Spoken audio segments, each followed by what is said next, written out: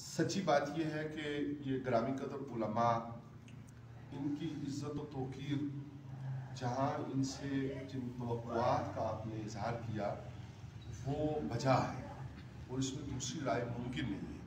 वहाँ पे उलमा ग्रामी कदर की इज़्ज़त व तौक़ीर पूरे कौम की, पूरे इलाका की इज़्ज़त व तौक़ीर है।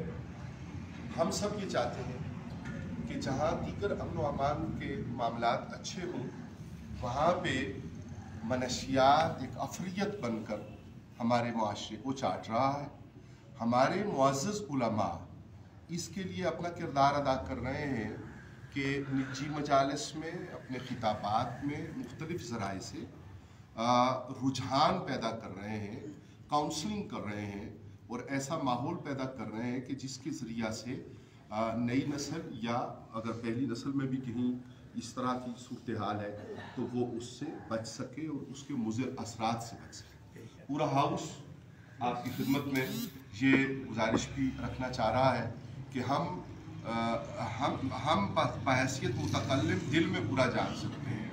ये हमारे कायदीन अपनी ज़ुबान से बुरा कहते हैं और ताकत अल्लाह करीम ने रियासती इदारे का यहाँ का सरबराह होने के नाते आपको अनायत की है।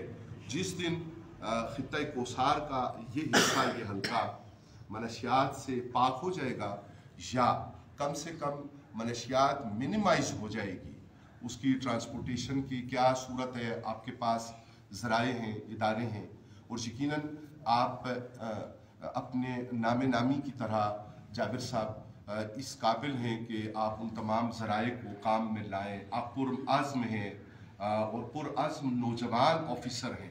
अल्लाह ताला आपका इकबाल बुलंद करे। एक इस नीयत की वजह से अल्लाह ताला आपको जल्द अज जल्द आईजी तक आपका इकबाल बुलंद करे, पोस्ट के एतबार से भी और अदरवाइज भी। गुजारिश है हम सब की कि मनशियात के खात्मे के लिए अपना वो मुअस्सर किरदार अदा कीजिए जो आपकी जवानी और बढ़ते हुए रुतबे और मर्तबे की तरफ हमें नज़र आ रही है और रहनुमाई कर रही है।